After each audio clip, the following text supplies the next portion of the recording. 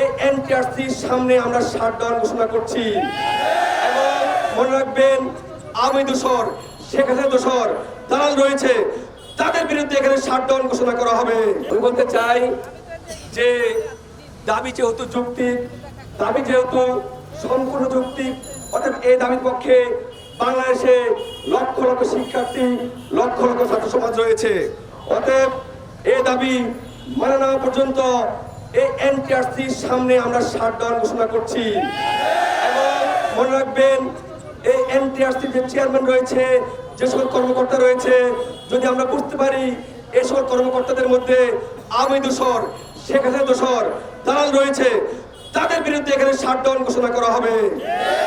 অতএব স্পষ্ট বক্তব্য আমরা বলতে চাই যে এই আন্দোলন একটি জাতিকে ঘুরে দাঁড়ানোর আন্দোলন।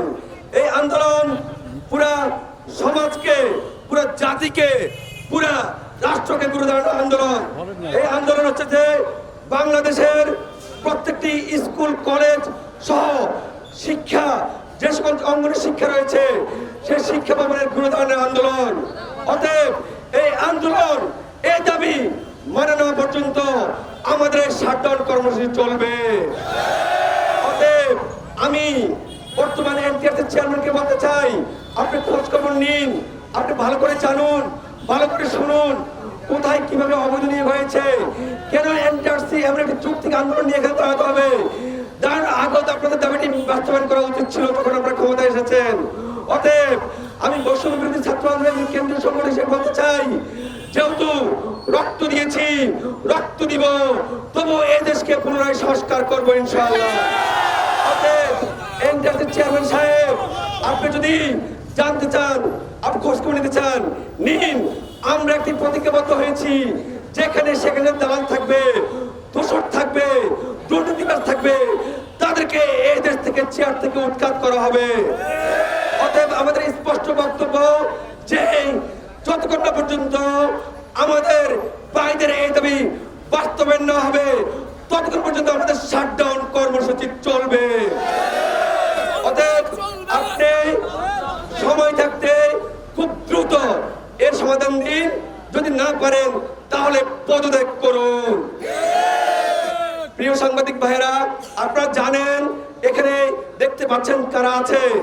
এরা কারা? এরা এই দেশকে এগিয়ে নিতে চায়। এরা কারা? যারা এই দেশকে শিক্ষিত জাতি হিসেবে বানাতে চায়। এরা কারা? যারা এই দেশকে দণ্ডমান একটি রাষ্ট্র করতে চায়। এরা কারা? যারা এই দেশকে প্রত্যেকটি অঙ্গে অঙ্গে শিক্ষার প্রসার করতে চায়। অতএব এদেরকে নিয়ে কোনো প্রকার তাল বাহানা, তামাশা, কালক্ষণ যারাই করবে তাদেরকে হয়তো চেয়ার থেকে সরতে হবে, নতুবা আমাদের দাবি বাস্তবায়ন করতে হবে। অতএব কোনো প্রকার কালক্ষেপণ আমরা পারবো না, অতি দ্রুত আজকের মধ্যে এর একটি সুষ্ঠু সমাধান করতে হবে। এই আমাদের দাবি মানতে হবে, আমাদের দাবি মানতে হবে, মানতে হবে, মেনে নাও, মানতে হবে, মেনে নাও, আমার দাবি মানতে হবে, আমার দাবি মানতে হবে। ধন্যবাদ সবাইকে।